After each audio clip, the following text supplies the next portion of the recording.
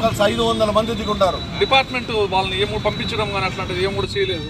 500 మంది ఉన్నారు. ఒక్క హోటల్స్ రైడ్ చేయలేదు. ప్రైవేట్గా కొత్తగా ఇండ్లు ఈ నెల రోజుల్లో 45 ఇండ్లు చిత్తూరు పట్టణంలో నలుమూలల తీసుకున్నారు.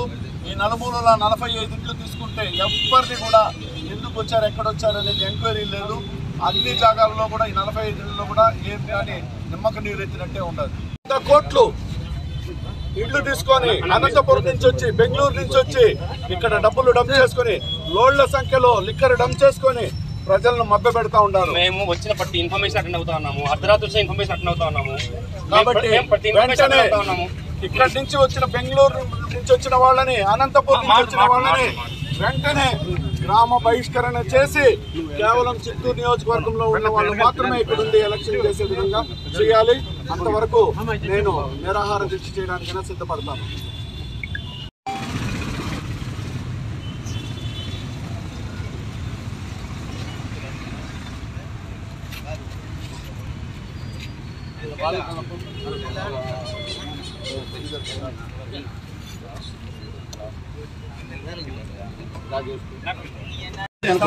మేము ఇచ్చేది కాదు.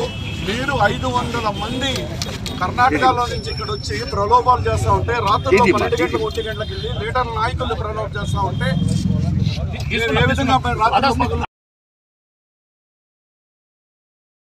ఓయూ రూముల్లో నుంచి అవుట్కట్స్ లో ఓయూ రూమ్ లో నుంచి ప్రతి ఒక్కటి చేస్తా ఉంటే ఇప్పుడు ఉదయాన్నే రెడ్ హ్యాండెడ్ గా నేను పట్టించాను ఇద్దరిని. అదే మాదిరిగా ఎంపీఎస్ లాడ్జీలో రెడ్ హ్యాండెడ్ గా పట్టుకొని తప్పించుకొని వెళ్ళిపోయారు. డబ్బులు మొన్నటికి మొన్న ఎంపీ ఇంట్లో వెనక నుంచి డబ్బులు తీసుకుని వెళ్ళిపోయినారు. రాత్రి మేము పట్టించి అనేక రకమైన సంఘటనలు ఒకటి కాదు. మేమే ఎక్కడి నుంచి వెంటాడే జరుగుతుంది. మేము ప్రజల దగ్గర ఓట్లు అడుక్కునేదా, వీళ్ళు వెంబడి వెంటాడి తిరుగుతూ ఉండేదా?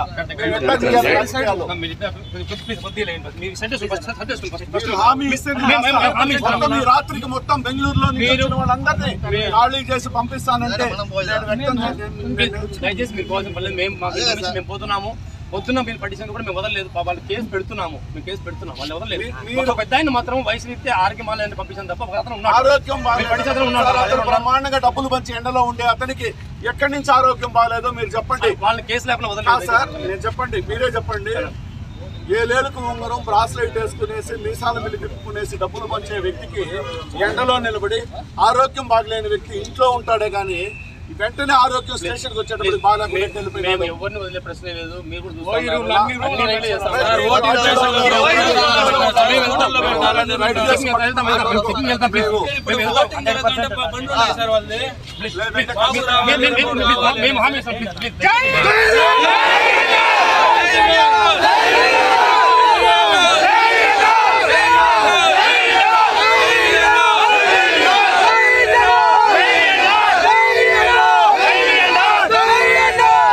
ప్రభుత్వ ఉద్యోగులను మభ్యపెట్టడానికి పోలీస్ లైన్లో డబ్బులు పంపిణీ చేస్తూ ఉంటే ప్రైవేట్ వ్యక్తులను పెట్టి నేనే వెళ్ళి స్వయంగా వాళ్ళని పట్టుకొని పోలీస్ బృందానికి అప్పచెప్పాను.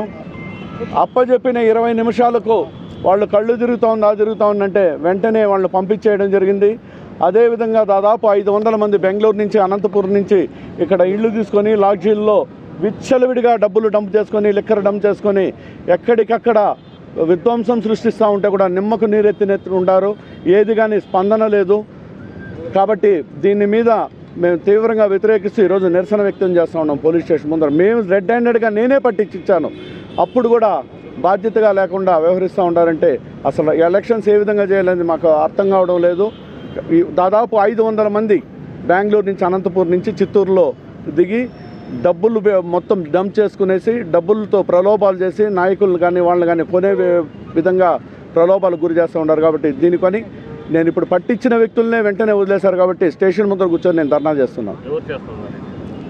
తెలుగుదేశం నాయకులు, ఎమ్మెల్యే అభ్యర్థి, అతనికి కావాల్సిన వాళ్ళు, ఇప్పుడు అతన్ని తీసుకెళ్ళడానికి వచ్చిన అతను కూడా మాజీ మున్సిపల్ చైర్మన్. 1 లక్ష చిల్లర నేను పట్టించాను. మిగతా ఇంకో కారులో ఉండింది. కారు స్టార్ట్ చేసి తీసుకెళ్ళిపోయారు. స్పాట్లో 2 ఉంటే 2ని పట్టించాను. మిగతా 2 పరిగెత్తుకెళ్ళిపోయారు. రిమైనింగ్ ఆ కారులో డబ్బులు ఉండింది. కారు స్టార్ట్ చేసుకెళ్ళి వెళ్ళిపోయారు.